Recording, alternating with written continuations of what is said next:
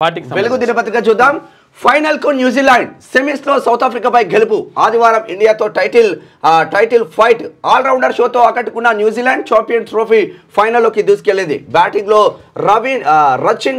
Rachin Ravindra 108, Kane Williams 102 సెంచరీలతో చెలరేగడంతో బుధవారం జరిగిన సెమీస్ లో కివీస్ 50 రన్స్ తేడాతో సౌత్ ఆఫ్రికాపై నెగ్గింది. టాస్ నెగ్గిన న్యూజిలాండ్ 50 ఓవర్లలో 362 రన్స్ కొట్టింది. 6 వికెట్లకు స్కోర్ చేసింది. మిచెల్ 49, గ్లెన్ ఫిలిప్స్ 49 నాట్అవుట్గా రాణించారు. ఎంగిడి 3 వికెట్లు తీశారు. ఆ తర్వాత సౌత్ ఆఫ్రికా 50 ఓవర్లలో 312 రన్స్ తీసి 9 వికెట్లు కోల్పోయింది. ఇక డెవిల్ మిల్లర్ 100తో నాట్అవుట్గా ఉన్నాడు. సెంచరీతో కాస్త ఉపశమనం కలిగించాడు. డసెస్ 69, బవువా 56 ఆఫ్ సెంచరీలతో చెలరేగారు. ఆదివారం జరిగే టైటిల్ పోరులో ఇండియాతో న్యూజిలాండ్ తలబడనుంది.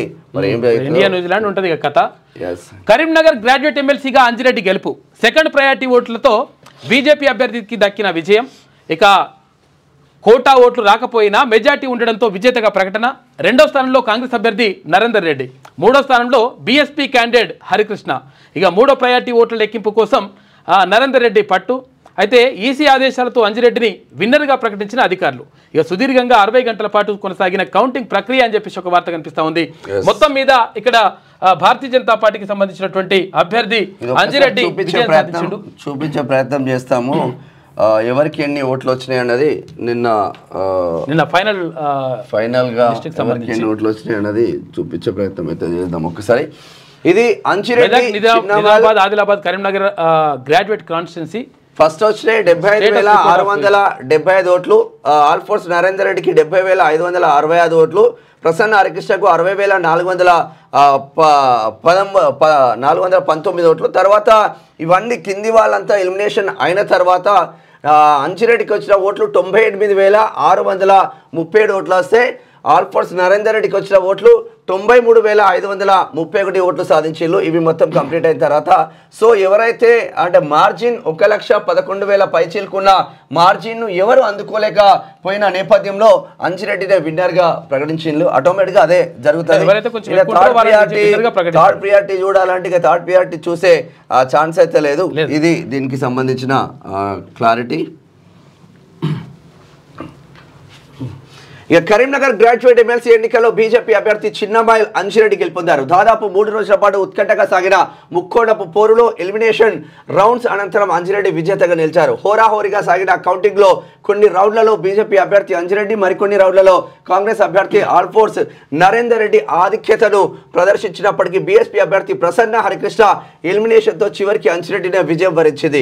కరీంనగర్, నిజామాబాద్, మెదక్, ఆదిలాబాద్ జిల్లాలో టీచర్ గ్రాడ్యుయేట్ ఎమ్మెల్సీ స్థానంలో పోలైన ఓట్ల లెక్కింపు ఈ నెల 3న ప్రారంభం కాగా టీచర్ ఎమ్మెల్సీగా మల్క కుబ్రాయ ఫస్ట్ ప్రియారిటీ ఓట్లతోనే గెలుపొందారు. కానీ గ్రాడ్యుయేట్ ఎమ్మెల్సీకి వచ్చేసరికి తీవ్ర ఉత్కంఠ నెలకొండది. 3 రోజులు ఉత్కంఠకు తెరబడి అంజిరెడ్డి విజయం సాధించిండు. కరీంనగర్ మొత్తం కాషాయం అయిపోయింది. నిన్న జిఎస్టీ ఎగవేతల్లో 60 బడా కంపెనీలు ఉన్నాయంట. చూసుకోరిగా లెక్క. జిఎస్టీ ఎగవేతల్లో 60 పెద్ద కంపెనీలు ఉన్నాయంట. ఎవడెగవేస్తారా నాయన అంటే బలిసినోడే ఎగవేస్తుండంట. ఇక్కడ కథ అంతా కూడా దీని వెనుక అప్పుడు సోమేష్ కుమార్ ఉండే. ఈ సోమేష్ కుమార్ ఇది అంతా తతంగం అంతా నడిపించి అవతల పడ్డాడు. దాదాపు 75 కంపెనీల్లో అక్రమాలు జరిగినట్టు గుర్తించిన హై లెవెల్ కమిటీ 2,648 కోట్లు కొల్లగొట్టినట్లు ప్రాథమిక నిర్ధారణ. ఇక ఎగవేతకు గత సర్కారులోని కొందరు పెద్దలు, అధికారులు సహకారం అందించినట. నిరుడు మాజీ సీఎస్ సోమేష్ మీద కేసుతో ఇవన్నీ కూడా వెలుగులోకి వచ్చినాయి. అసలు సూత్రధారులను తేల్చే పనిలో రాష్ట్ర ప్రభుత్వం పడ్డది. ఇక ఫోరెన్సిక్ ఆడిట్ వివరాల ఆధారంగా లెక్కలు తేలుస్తున్న హై లెవెల్ కమిటీ. ఇక లిస్టులో 5 ప్రభుత్వ ఏజెన్సీలు కూడా ఉన్నాయంట. పక్కా ఆధారాలతో ఫైనల్ రిపోర్టు రాగానే క్రిమినల్ చర్యలు. ఆయా కంపెనీల నుంచి సొమ్ము రికవరీ చేసే యోచనలో ప్రభుత్వం ఉన్నట్టుగా తెలుస్తా ఉంది. మొత్తం మీద ఎంత కొట్టేసిరంట జిఎస్టీ ఎగవేతల్లో పెద్ద కంపెనీలు ఏవి 60 పెద్ద కంపెనీలు 2,648 కోట్లు చూసుకోలేక. రాష్ట్రంలో జీఎస్టీ అక్రమాలకు దాదాపు 75 కంపెనీలు పాల్పడ్డట్టు తేలింది. ఇందులో 60 దాకా బడా కంపెనీలో ఉన్నట్లు వెల్లడైంది. గత సర్కార్లో ప్రభుత్వ పెద్దలను అధికారులను మేనేజ్ చేసి ఆయా కంపెనీలు ఏకంగా 2648 కోట్లు కొల్లగొట్టి ప్రభుత్వ ఖజానాకు తీవ్ర నష్టం చేకూర్చినట్లు ప్రాథమికంగా నిర్ధారణ అయింది. జీఎస్టీ అక్రమాలపై ఫోరెన్సిక్ ఆడిట్లోని వివరాలతో హై లెవెల్ కమిటీ ఎంక్వైరీ చేస్తున్నది. ఇందులో కంపెనీల భాగోతం ఒక్కొక్కటి బయటకు వస్తున్నది. కేవలం 30 కంపెనీలకు సంబంధించి తనిఖీ చేపట్టి ఆడిట్ చేయగా రూపాయలు 17,757 కోట్ల జీఎస్టీ అక్రమాలు జరిగినట్లు తేలిందని సెక్రటరియట్లో ఉన్నతాధికారులు తెలిపారు. త్వరలోనే పూర్తి స్థాయి నివేదిక. జీఎస్టీ అక్రమాలకు పాల్పడ్డ 75 కంపెనీలో ఇప్పుడు 70 మాత్రమే యాక్టివ్గా ఉన్నాయి. మరో 5 ఇన్యాక్టివ్ కాగా ఇందులో 3 ఎలాంటి టర్నోవర్ లేకుండా ఉన్నాయి. ప్రభుత్వానికి జీఎస్టీ నష్టం కలిగించిన దాంట్లో 5 ప్రభుత్వ ఏజెన్సీలు కూడా ఉన్నట్లు తెలిసింది.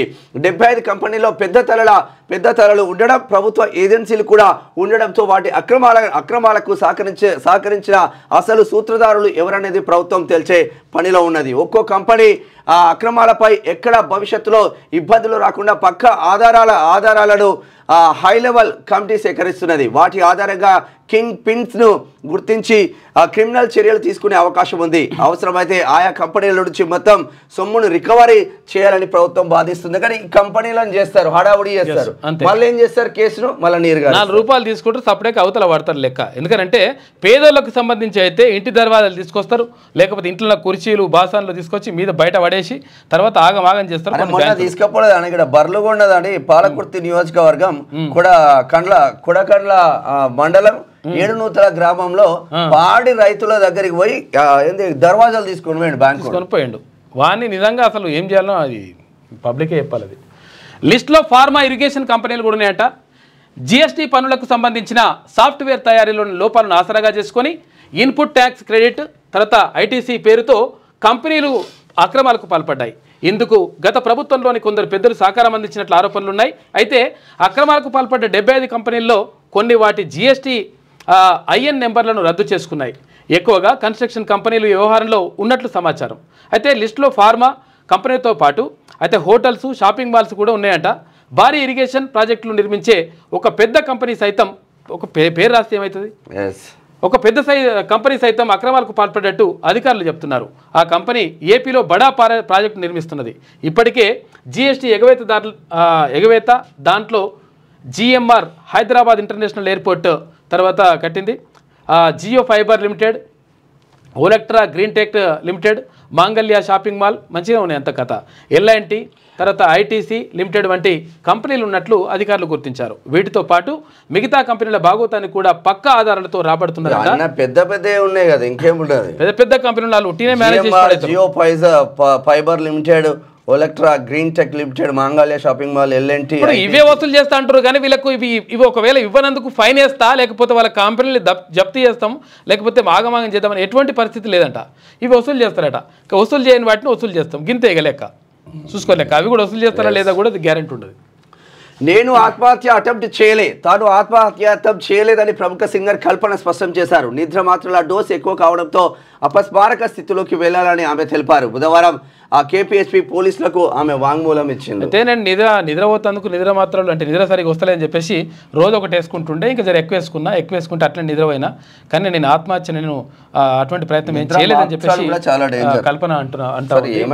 వాళ్ళ పర్సనల్ అది. రైల్వే పోర్టర్ల హక్కుల కోసం పోరాడతా, రైల్వే పోర్టర్ల హక్కుల కోసం పోరాడతారని రాహుల్ గాంధీ అన్నారు. వారి డిమాండ్లను ప్రభుత్వానికి తెలియజేస్తారని పేర్కొన్నారు. ఇటీవల న్యూఢిల్లీ రైల్వే స్టేషన్లో పోర్టర్లతో మాట్లాడిన వీడియోను రాహుల్ పోస్ట్ చేసిండు. ఇక జూలై 3 నుంచి అమర్నాథ్ యాత్ర. దక్షిణ కాశ్మీర్లోని హిమాలయాల్లో 3880 మీటర్ల ఎత్తున ఉన్న అమర్నాథ్ యాత్ర జూలై 3 నుంచి ఆగస్టు 9 వరకు కొనసాగుతుందని అధికారులు వెల్లడించారు. యాత్ర సాఫీగా కొనసాగేలా అన్ని చర్యలు తీసుకుంటామన్నారు. విజయపాల సేకరణ ధరలు పెంపు. ఆవు బర్రెపాలు లీటర్కు అప్పుడేమో గేదెలని రాస్తుండే, ఇప్పుడు మంచిగా బర్రెలని రాస్తున్నారు. మంచిగా ఉన్నది కథ. ఆవు బర్రెపాలు లీటర్కు 3 రూపాయల చొప్పున పెంచేలా ప్రతిపాదనలు. ప్రతి నెల 5వ తారీఖు లేకపోతే 20 తారీఖు 5 తారీఖు 20 తారీఖు తేదీల్లో రెండు సార్లు చెల్లిస్తారట. 50 కోట్ల పెండింగ్ బకాయిలు రిలీజ్కు నిర్ణయం తీసుకున్నారని చెప్పేసి అంటా ఉన్నారు. ఈ బకాయిలు అంటే రిలీజ్ చేయకపోవడం వల్ల మొన్న ఇక్కడ ఏది షాద్ నగర్ దగ్గర షాద్నగర్ దగ్గర ఒక రైతు ఆత్మహత్య చేసుకున్నాడు. అంటే పైసలు రాక తర్వాత ఏం చేయాలనో అర్థం కాక పాల మీద ఆధారపడి అసలు దారుణమైనటువంటి పరిస్థితులకు ఎదుర్కొంటూ అప్పుల బాధతోటి ఏం చేయాలని అర్థం కాక ఆత్మహత్య చేసుకున్నాడు. అటువంటి పరిస్థితి వచ్చింది విజయపాలతోటి. విజయ అంటే ఏంటిది అసలు యాక్చువల్గా అంటే ఇప్పుడు మేరే డైరీలు వేరు, విజయ వేరు. విజయ అనేటువంటిది ప్రభుత్వ రంగ సంస్థ. ఈ ప్రభుత్వ రంగ సంస్థ అయినటువంటి విజయ డైరీ అసలు మరి ఇట్లా పెండింగ్ పెట్టి తర్వాత ఇట్లా రకరకాలుగా ఇబ్బందులకు గురి చేస్తాయి. ఇప్పుడు ఏంటంటే నెయ్యి బియ్యి అంతా కూడా మొత్తం అంతా ఇక్కడ నుంచే తీసుకోవాలని చెప్పేసి కూడా రూల్ పెట్టుకున్నారు కదా. పెట్టుకున్న తర్వాత నెయ్యో బియ్యో లేకపోతే ఇంకా అదొకటి ఇదొకటి ఏమన్నా ప్రోడక్ట్స్ కూడా అక్కడక్కడ అమ్ముతున్నారు స్టాల్ పెట్టి. ఇవన్నీ చేసినప్పుడు మంచిగా పైసలు తీసుకొచ్చేసి తర్వాత రైతులకు ఎట్టి పరిస్థితుల్లో నష్టం జరిగేటువంటి ప్రతి పని చేయకుండా 50 కోట్ల రూపాయలు అంటే పెద్ద విషయం ఏమన్నా. 50 కోట్ల రూపాయలు ప్రభుత్వం అని ఇచ్చి ఆదుకొని తర్వాత రైతులకైతే ఫస్ట్ చెల్లించినాక ఆ తర్వాత మరి అక్కడ విజయ డైరీ నుంచి తీసుకునేటువంటి ప్రయత్నం చేయాలి. తర్వాత విజయ డైరీలో ఉన్నటువంటి పెద్ద పెద్ద ఆఫీసర్లు కొంతమంది ఆఫీసర్లు కూడా రకరకాలుగా అక్రమాలకు పాల్పడుతున్నట్టుగా కూడా మనకు సమాచారం వస్తూ ఉంది. దానిపైన కూడా ప్రత్యేక దృష్టి పెడతాము, చూడాలి దాని సంగతి. ఇక నేడు కేబినెట్ భేటీ, బీసీ రిజర్వేషన్లు, ఎస్సీ వర్గీకరణ బిల్లులకు ఆమోదం, టూరిజం పాలసీ, కులగణన పూర్తి నివేదికపై చర్చ. సీఎం రేవంత్ రెడ్డి అధ్యక్షతన గురువారం మధ్యాహ్నం 2 గంటలకు సెక్రటరియట్లో కేబినెట్ మీటింగ్ జరగనున్నది. స్థానిక సంస్థలతో పాటు విద్య, ఉద్యోగాల్లో బీసీలకు 42% రిజర్వేషన్లు కల్పిస్తూ తెస్తున్న 2 బిల్లులు సహా ఎస్సీ వర్గీకరణ బిల్లుకు కేబినెట్ ఆమోదం తెలపనుంది. అలాగే టూరిజం పాలసీ రెండోసారి సర్వే చేపట్టిన నేపథ్యంలో కులగణన పూర్తి నివేదికపై చర్చించనుంది. అసెంబ్లీ బడ్జెట్ సమావేశాల నిర్వహణపై కేబినెట్ నిర్ణయం తీసుకోనున్నారు. ఇటీవల సీఎం రేవంత్ రెడ్డి ఢిల్లీకి వెళ్లి ప్రధాని మోదీ కేంద్ర మంత్రులతో భేటీ అయ్యారు. ఈ సందర్భంగా పలు ప్రాజెక్టులపై చర్చించారు. వాటిపై కూడా కేబినెట్లో వివరించే అవకాశం మాత్రం ఉంది. ఇట్లా జరిగిందంట. మొత్తం మీద క్యాబినెట్ సమావేశం ఇవాళ ఉన్నది. అయితే దీనిపైన ప్రధానంగా ఇప్పుడు చర్చనీయాంశంగా మారుతుంది. ఎందుకనంటే ఇక్కడ ఎస్సీ వర్గీకరణ అంశం ఒకటైతే ఎస్సీ వర్గీకరణకు సంబంధించి ఇప్పటికే 1, 2, 3 అని చెప్పేసి 3 గ్రూపులుగా చేసిండ్రు. అయితే లేదు అప్పుడు గతంలో చేసినట్టుగా ఏబిసిడి అనేటువంటి వర్గీకరణ చేయాలి. వర్గీకరణ చేయడంతో పాటు మాకు రిజర్వేషన్ పెంచాలి అనేటువంటి ప్రతిపాదనను వాళ్ళు పెడతా ఉన్నారు ఎస్సీ సామాజిక వర్గానికి చెందినటువంటి నేతలు. దాంతోపాటు ఇక్కడ ఎంఆర్పిఎస్ బలంగా దానిమంటారు డిమాండ్ చేస్తూ ఉంది. అంటే మాకు పర్సెంటేజ్ అంటే ఇక్కడ ఏదైతే రిజర్వేషన్ పర్సెంటేజ్ పెంచాలని చెప్పేసి వాళ్ళు డిమాండ్ చేస్తూ ఉన్నారు. దానిపైన ఇవాళ చర్చించేటువంటి అవకాశం ఉంటుంది. తర్వాత దాంతోపాటు ఇక్కడ బీసీ రిజర్వేషన్లను సంబంధించి అంటే ఇక్కడ స్థానిక సంస్థల్లో అంటే ఇక్కడ సర్పంచ్ ఎలక్షన్లు కానీ, ఎంపీటీసీలు కానీ, జెడ్పీటీసీలు కానీ, ఇక్కడ కార్పొరేషన్లు కానీ, తర్వాత కార్పొరేటర్లు కానీ, ఇక్కడ కౌన్సిలర్లు కానీ వీటన్నిటికీ సంబంధించి 42% రిజర్వేషన్ ఇవ్వాలని, దీంతోపాటు విద్యా ఉద్యోగాల్లో కూడా 42% అంటే రిజర్వేషన్ ఇవ్వాలని చెప్పేసి ప్రతిపాదన పైన కూడా చర్చ జరుగుతుంది. మరి చర్చ జరిగిన తర్వాత మరి అసెంబ్లీలో తీర్మానం చేస్తారు. తీర్మానం చేసిన తర్వాత మరి పార్లమెంట్కి పోయిన తర్వాత ఆమోదిస్తారా ఆమోదించరా మరి ఎట్లా దానిపైన అని చెప్పేసి అదైతే మొత్తం మీద భారతీయ జనతా పార్టీ కోర్టులో వేసేటువంటి ప్రయత్నం చేస్తూ ఉంది కాంగ్రెస్ పార్టీ. ఆ తర్వాత భారతీయ జనతా పార్టీ ఎలాంటి నిర్ణయం తీసుకుంటుంది, తర్వాత నిజంగా మరి బీసీలకు మంచి జరుగుతుందా జరగదా అనే దానిపైన ప్రధానంగా సర్వత్రా ఆసక్తి నెలకొని ఉన్నది. తర్వాత టూరిజం పాలసీ, తర్వాత కులగణన పైన కూడా పూర్తి నివేదిక ఉంది. కులగణన పూర్తినే కాలేదా? ఇప్పుడు ఎంత 3 లక్షలు ప్రభుత్వం చెప్తున్న లెక్కల ప్రకారమే 3,54,000 కుటుంబాలు కులగణనలో పాల్గొనలేదు. కుటుంబాలు అంటే 16 లక్షల మంది పాల్గొనలేదని చెప్పింది. మొన్న ఇక్కడ 3,54,000 కుటుంబాలలో 18,000 మంది కులగణనలో పాల్గొన్నారు. మరి ఇంకా ప్రభుత్వం చెప్తున్న లెక్కల ప్రకారం ఇంకా 3,36,000 మంది 36,000 కుటుంబాలు ఇప్పటి వరకు కులగణనలో పాల్గొనలేదు. దాని అర్థం ఏంది? కులగణన పూర్తయినట్ట, పూర్తి నివేదిక వచ్చినట్ట, తర్వాత పర్సెంటేజ్ ఎవరి వాటా ఎంతో తేలినట్ట లెక్క. అంటే ఇవన్నీ కాదని తెలుసు, ఇవన్నీ కూడా జరగలేదని తెలుసు. ప్రభుత్వానికి దగ్గర కూడా పూర్తి సమాచారం ఉంది. సమాచారం లేకుంటేనే ఇంకా 3,54,000 కుటుంబాల వివరాలు రాలేదని చెప్పేసి ప్రభుత్వం ఎట్లా చెప్తుంది? అంతేనా కదా? ఇప్పుడు ప్రభుత్వం దగ్గర వివరాలే లేవు, వాళ్ళు చెప్తేనే తీసుకోవాలి. వాళ్ళు చెప్తేనే తీసుకోవాలనుకున్నప్పుడు ఈ 3,54,000 కుటుంబాలు ఉన్నాయని ఇంకా కులగణనలో పాల్గొనలేదు ఎట్లా తెలుస్తుంది? వాళ్ళ పేర్లు ఏదో బయట పెట్టాలి కదా.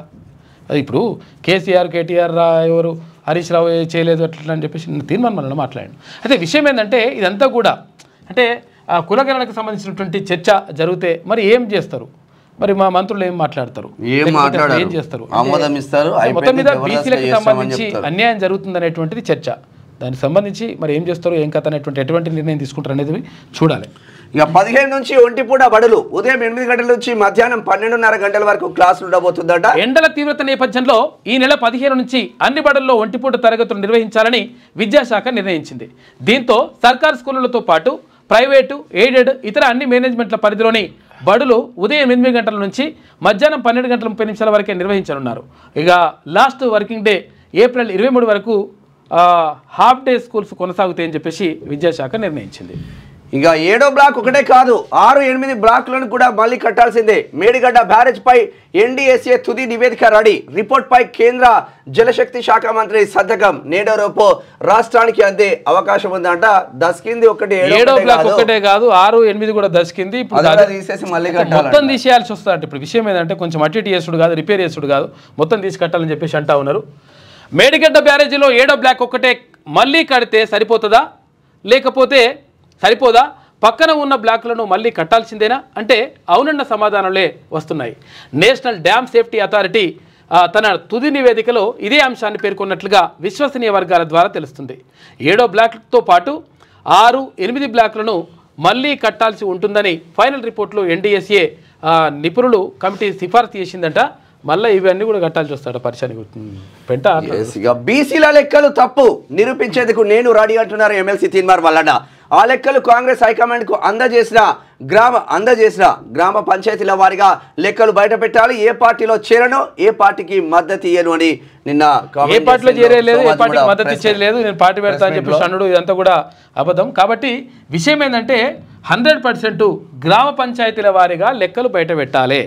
ఆ గ్రామాల్లో ఉన్నటువంటి ఏ కుల వాళ్ళు ఎంతమంది ఉన్నారు, ఏం కథ, వాళ్ళకి సంబంధించినటువంటి పేర్లు వివరాలు అవన్నీ బయట పెడితే తేలిపోతుంది లెక్క.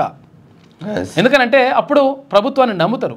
ఎందుకనంటే ప్రభుత్వం పారదర్శకంగా ఉంది అని చెప్పేసి అనుకుంటారు. పబ్లిక్ డొమైన్లో పెట్టండి.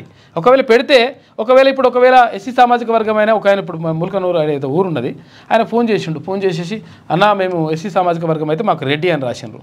మరి ఒకరి పేరు రాసిన మిత్రం అంటే లేదు మా కుటుంబ సభ్యులందరూ రెడ్డి అని రాసిండ్రు. ఇప్పుడు దీనివల్ల వాళ్ళకు రాసుకొని పోయిరట. రాసుకొని పోతే నీకెట్ట తెలుసు అట్లా ఇంకేం బయట పెట్టలే కదా అంటే రాసుకొని పోయినప్పుడే అట్లా రెడ్డి రాసిండ్రు. తర్వాత మా స్టిక్కర్ వేసిన దాంట్లో కూడా అట్లా వేసిండ్రు. కాబట్టి ఇట్లా జరిగింది అని చెప్తున్నారు. కాబట్టి పబ్లిక్ డొమైన్లో పెడితే అరే నిజంగా ఎవరేందో తేలిపోతుంది కదా లెక్క. పబ్లిక్ చూసి గుర్తుపడతారు కదా.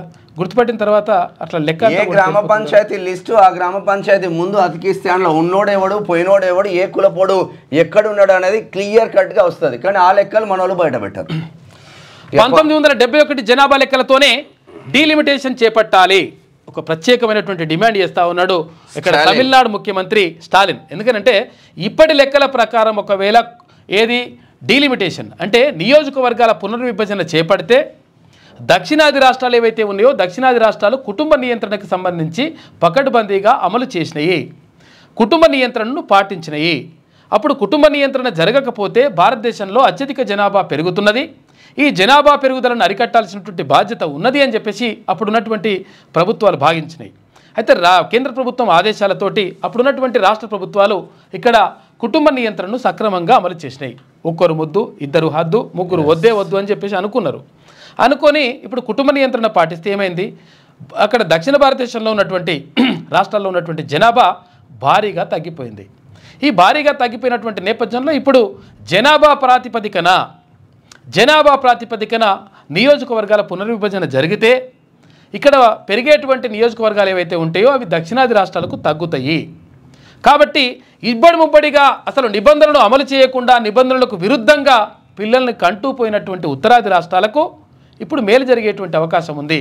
కాబట్టి ఒకవేళ మీరు డీలిమిటేషన్ చేపడితే ఒకవేళ మీరు నియోజకవర్గాల పునర్విభజన చేపడితే అది 1971 లెక్కల ప్రకారం చేపట్టాలి. అప్పుడు దక్షిణాది రాష్ట్రాలకు కూడా మంచి జరుగుతుంది. ఎందుకంటే 1971-80 ఆ ప్రాంతంలో భారీగా జనాభా పెరుగుదల అటువంటిది జరిగింది. అంటే ఎందుకు అట్లా జరిగింది అంటే అప్పుడు నిజంగా అప్పటికి అంతకుముందు ఏమైనా పరిస్థితి ఎట్లుండే అంటే అంతకుముందు వైద్య సదుపాయాలు సరిగా లేకపోతుండే, తర్వాత ఇవన్నీ కూడా అవస్థాపన సౌకర్యాలు అవన్నీ కూడా సరిగా లేకపోవడం వల్ల పుట్టినటువంటి పిల్లలు ఒక్కొక్కరు మంది డజన్నర మంది కనటోళ్ళంట. ఈ డజన్నర కన్నా కానీ అందులో ఒకరో ఇద్దరో బతికితే అంత ఎక్కువగా ఉండేది.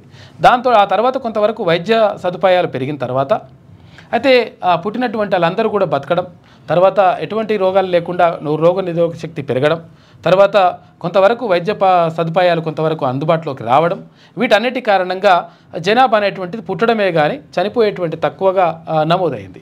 దీంతో అత్యధిక జనాభా పెరుగుదలకు కారణమైంది. ఈ నేపథ్యంలో ఒకవేళ ఇట్లనే కనుక పుట్టుకుంటూ పోతే మొత్తం కూడా దేశమే సరిపోతట్లేదు, భూమి సరిపోతట్లేదు, ఆగమైతట్టుంది పరిస్థితి అని చెప్పేసి అప్పుడున్నటువంటి కేంద్ర ప్రభుత్వం భావించింది.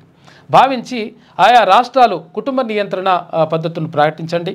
మగవాళ్లకు ఆపరేషన్ చేసినప్పుడు ఆడవాళ్ళకు ఆపరేషన్ చేసిండ్రు. అయితే అంటే ఇవి కుటుంబ నియంత్రణ ఆపరేషన్లు చేసిండ్రు. అయితే దీంట్లో పాల్గొన్న వాళ్ళలో ఎక్కువగా ఎవరున్నారంటే కరెక్ట్గా నియమ నిబంధనలు పాటించిన వాళ్ళు దక్షిణాది రాష్ట్రాలు. కాబట్టి ఇప్పుడు దక్షిణాది రాష్ట్రాలకు అన్యాయం జరుగుతూ ఉంది. కాబట్టి ఉత్తరాది రాష్ట్రాలేమో నిబంధనలకు విరుద్ధంగా వాళ్ళు పిల్లలు అంటూ పోయినరు.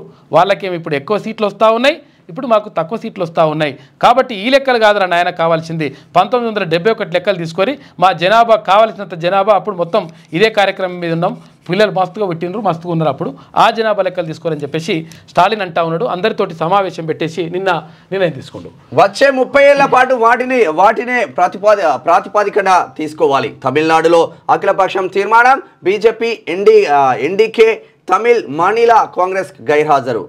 దక్షిణాది రాష్ట్రాల ఎంపీలతో జేఏసీ ఏర్పాటుకు సీఎం స్టాలిన్ ప్రపోజల్. ఇండియాను హిందీగా మార్చే ప్రయత్నం చేస్తూ ఉన్నారని కమల్ హాసన్. హిందీగా మార్చేది అంటే హిందీ రాష్ట్రాలే, హిందీ మాతృభాషగా ఉన్నటువంటి రాష్ట్రాలు మాత్రమే ఆధిపత్యం చెలాయిస్తూ ఉన్నాయనేటువంటి ఒక ఆరోపణ వస్తూ ఉంది.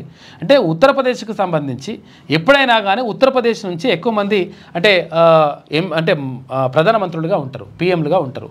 ఎందుకని కారణం ఏంటి అంటే ఉత్తరప్రదేశ్లో అత్యధికంగా 80 ఎంపీ స్థానాలు ఉన్నాయి. అంటే ఇప్పుడు కొన్ని 2-3 రాష్ట్రాలు కలుపుకుంటే కూడా అంతా ఉండదు పరిస్థితి. మన రాష్ట్రంలో ఎంత 17 ఉన్నాయి, 17 ఎంపీ సీట్లు ఉంటే అక్కడ 80 ఎంపీ సీట్లు ఉన్నాయి. అంటే మనటువంటి రాష్ట్రాలు 4 అయినా కానీ అక్కడికి చేరుకోలేరు. కాబట్టి అక్కడ ఉత్తరాది రాష్ట్రాలు, అందులో ప్రధానంగా ఉత్తరప్రదేశ్ అత్యధికంగా అట్లా ఎంపీ సీట్లను కలిగి ఉన్నది. కాబట్టి వాళ్ళ ఆధిపత్యం చెలాయిస్తూ ఉన్నారు.